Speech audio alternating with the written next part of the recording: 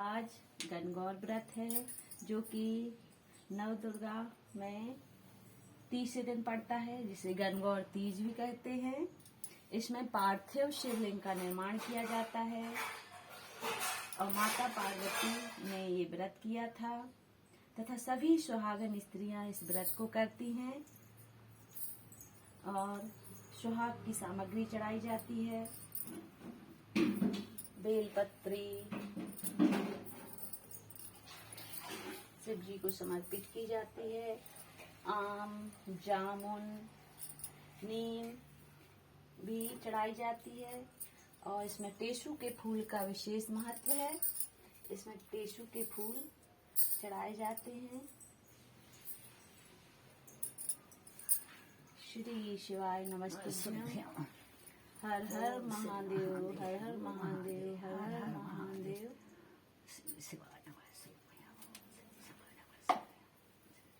इसे गणगौर के नाम से जाना जाता है। सबसे नमः शिवाय, ओम नमः शिवाय, ओम नमः शिवाय, ओम नमः शिवाय, ओम नमः शिवाय।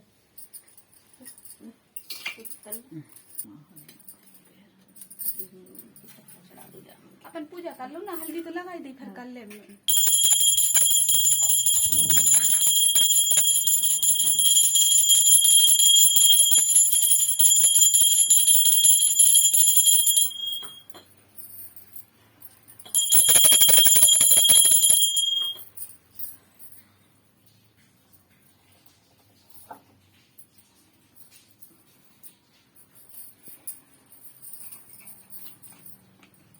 गणगौर व्रत विधि। यह चैत मास की शुक्ल पक्ष की तृतीया को मनाया जाता है। इस दिन सौभाग्यवती स्त्रियां व्रत रखती हैं। कहावत है कि इस दिन पार्वती जी ने भगवान शंकर से सौभाग्यवती रहने का वरदान प्राप्त किया था तथा पार्वती ने अन्य स्त्रियों को सौभाग्यवती रहने का वरदान दिया था। पूजन के समय रेणुका की गौर बनाकर उस पर महावर और सिंदूर चढ़ाने का विशेष प्रावधान है। चंदन, अक्षत, धूप बत्ती, दीप नैवेद्य से पूजन करके भोग लगाया जाता है। विवाहित स्त्रियों को गौर पर चढ़ाए सिंदूर को अपनी मांग में लगाना चाहिए। गणगौर व्रत की कथा इस प्रकार है। एक बार भगवान शंकर पार्वती जी एवं नारद जी के साथ भ्रमण करने हेतु चल दिए। वे चलते चलते चैत्र शुक्ल तृतीया को एक गांव पहुँचे। उनका आना सुनकर ग्राम की निर्धन स्त्रियां उनके स्वागत के लिए थालियों में हल्दी अक्षत लेकर पूजन हेतु तुरंत पहुंच गईं। पार्वती जी ने उनके पूजा भाव को समझकर सारा सुहाग रस उन पर छिड़क दिया। वे अटल सुहाग प्राप्त कर लौटी। धनी वर्ग की स्त्रियां थोड़ी देर बाद अनेक प्रकार के पकवान सोने चांदी के थालों में सजाकर पहुंची। इन स्त्रियों को देखकर भगवान शंकर ने पार्वती जी से कहा, तुमने सारा सुहाग रस तो निर्धन वर्ग की स्त्रियों को दे दिया है, अब इन्हें क्या दोगी? पार्वती जी बोली, प्राणनाथ, उन स्त्रियों को ऊपरी पदार्थों से बना रस दिया गया है, इसलिए उनका रस धोती से रहेगा, परंतु मैं इस धनी वर्ग की स्त्रियों को अपनी अंगुली चीर कर रक्त का सुहाग रस दूंगी, जो मेरे समान सुहागवती हो जाएंगी। जब इन स्त्रियों ने पूजन समाप्त किया, तब पार्वती जी ने अपनी अंगुली चीरकर उस रक्त को उनके ऊपर छिड़क दिया। जिस पर जैसे छींटे पड़े, उसने वैसा ही सुहाग पा लिया। इसके बाद पार्वती जी अपने पति भगवान शंकर से आज्ञा लेकर नदी में स्नान करने चली गयी। स्नान करने के पश्चात बालू की शिव जी की मूर्ति बनाकर पूजन किया, भोग लगाया तथा प्रदक्षिणा करके 2 कणों का प्रसाद खाकर मस्तक पर टीका लगाया। उसी समय पार्थिव शिवलिंग से शिव जी प्रकट हुए तथा पार्वती जी को वरदान दिया, आज के दिन जो स्त्री मेरा पूजन और तुम्हारा व्रत करेंगी, उसका पति चिरंजीव हो रहेगा तथा मोक्ष को प्राप्त होगा।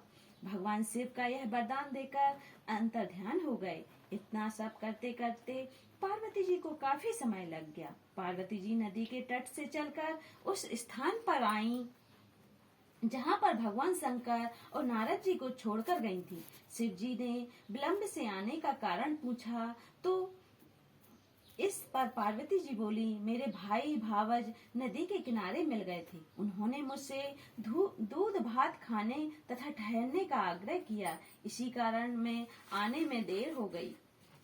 ऐसा जानकर अंतर्मयी भगवान शंकर भी दूध भात खाने के लालच में नदी तट की ओर चल दिए। पार्वती जी ने मौन भाव से भगवान शिव जी का ही ध्यान करके प्रार्थना की, भगवान आप अपनी इस अन्यन दासी की लाज रखिए।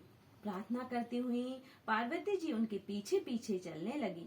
उन्हें दूर नदी तट पर माया का महल दिखाई दिया। वहां महल के अंदर शिव जी के साले तथा सलहज ने विशेष शिव पार्वती जी का स्वागत किया। वे 2 दिन वहां रहे। तीसरे दिन पार्वती जी ने शिव जी से चलने के लिए कहा तो भगवान शिव चलने को तैयार न हुए। तब पार्वती जी रूठ कर अकेली ही चल दी। ऐसी परिस्थिति में भगवान शिव को भी पार्वती जी के साथ चलना पड़ा। नारद जी भी साथ चल दिए। चलते चलते भगवान शंकर बोले, मैं तुम्हारे मायके में अपनी माला भूल आया हूँ। माला लाने के लिए पार्वती जी तैयार हुई तो भगवान शंकर ने पार्वती जी को न भेजकर नारद जी को भेजा। पर वहां पर पहुंचने पर नारद जी को कोई महल नजर नहीं आया। वहां दूर दूर तक जंगल ही जंगल था। सहसा बिजली कौंधी। नारद जी को शिव जी की माला एक पेड़ पर टंगी दिखाई दी। नारद जी ने माला उतारी और शिव जी के पास पहुंचकर यात्रा कर कष्ट बताने लगे। शिव जी ने हंसकर कहने लगे, यह सब पार्वती जी की ही लीला है। इस पर पार्वती जी बोली, मैं किस योग्य हूँ, यह सब तो आपकी ही कृपा है।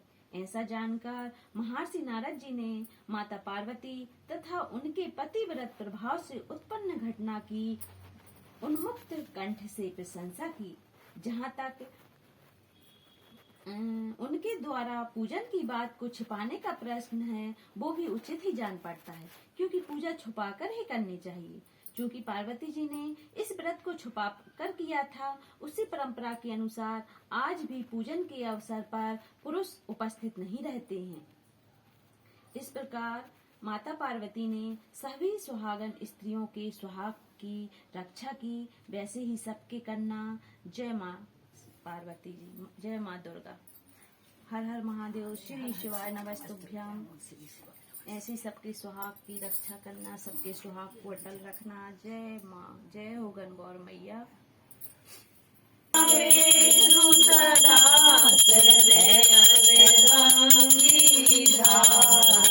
ओम जय शिव ओंकारा, 2 भुज 4 चतुर भुज, 10 भुज 3 आम जामुन नीम की पाती गौरा रानी रहे आबादी। आम जामुन नीम की पाती गौरा रानी रहे आबादी। आम जामुन नीम की पाती गौरा रानी रहे आबादी। आम जामुन नीम की पाती गौरा रानी रहे आबादी। आम जामुन नीम की पाती गौरा रानी रहे आबादी। आम जामुन नीम की पाती गौरा रानी रहे आबादी। हर हर महादेव। जय हो गणगौर मैया।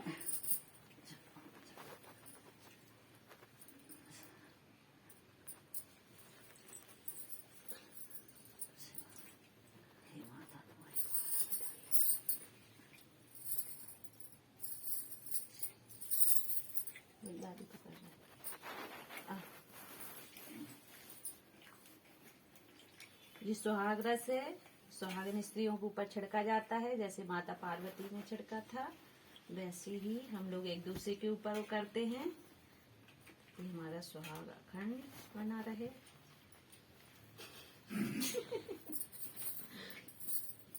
याद आ गई। आम जामुन नीम की पाती गौरा रानी रहे बाती। आम जामुन नीम की पाती गौरा रानी रहे बाती। आम जामुन नीम की पाती गौरा रानी रहे बाती। आम जामुन नीम की पाती गौरा रानी रहे बाती। आम जामुन नीम की पाती गौरा रानी रहे बाती।